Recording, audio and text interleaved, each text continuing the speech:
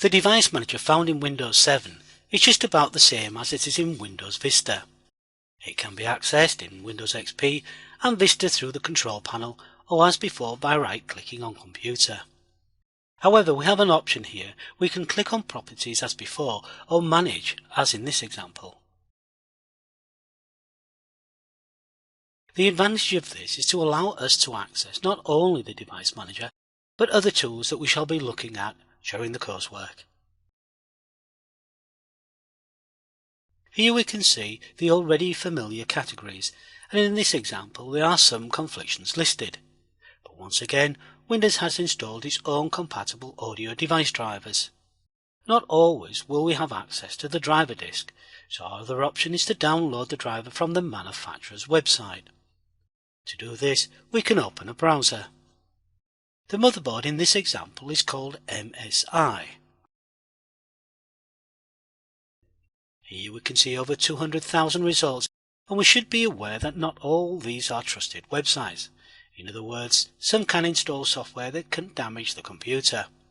This can be in the form of a virus or spyware. In most cases, visit the manufacturer's websites only. In this case, it is msi.com. Now we need to do a little searching on the websites for the driver software. This normally can be found under Downloads, as we can see here. Next, we should select the driver option. You will find in most cases you will need to specify the operating system, if it is 32 or 64-bit. In our example we have chosen Windows 7 32-bit. Now we need to scroll down and find the required driver. In our example it is called Realtek High Definition Drivers. Here we can find a link called Realtek HD Audio Zip. It will give us the opportunity to download from different locations. In our example, it is US, Europe or Asia. By clicking on Europe, we are given the opportunity to open, save or save as. If we choose Open, then after the software has been downloaded, it will automatically run. If we choose Save, then the driver will be downloaded, saved, then you will be given the option to run the driver. Or Save As, the same as Save, but this time you can choose the file name and location. As engineers, it is useful to build up a library of software drivers, so in this instance we have chosen Save As. To save a little time, we have already downloaded the driver, as we can see here.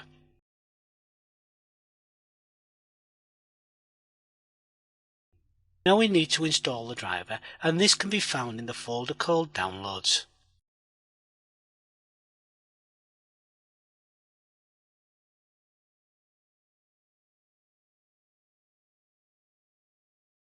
Before we continue, notice the type of file. It is called compressed zip. A zip file is a file that consists of files and folders in a compressed format, and can result in time saved in sending or receiving files since they are smaller. So how do we compress a file? The concept is to remove any redundancy. A popular way of explaining this is with the following sentence. Did he have to have a car? Yes, he did have to have a car. So this is 41 characters and 14 spaces equaling 55 in total. So if we analyse this, we find that the word did appeared twice. The word he also appeared twice, and so on. To compress this, we can use the dictionary algorithm. So each word can represent a number. Did is equal to 1, he is equal to 2, and so on. We assume that after each word there is a space. Then we can compress this into the following.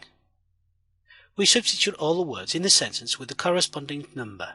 As an example, all the did words will be substituted with the number 1, and all the he words with 2, and so on.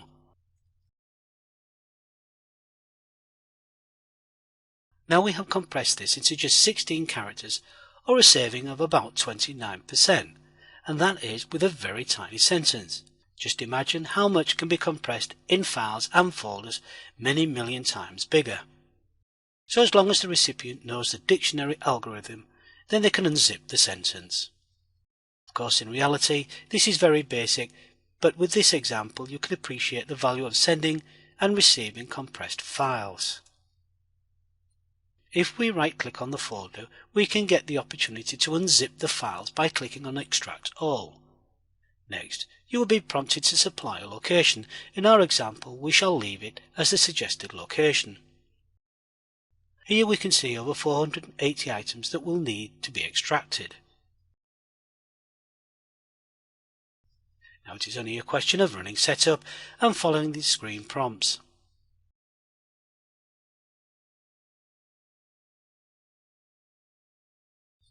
After the setup has finished, you will be prompted to restart the computer. In our example, we shall select No, I will restart my computer later. After the restart, if we check the device manager,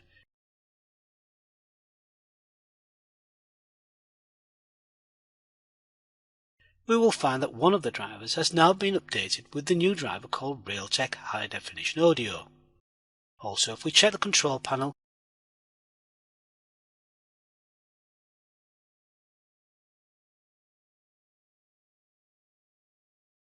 we shall find a new application called Realtek HD Audio Manager. This is a prime example why we should update using the manufacturer's drivers than relying on compatible drivers.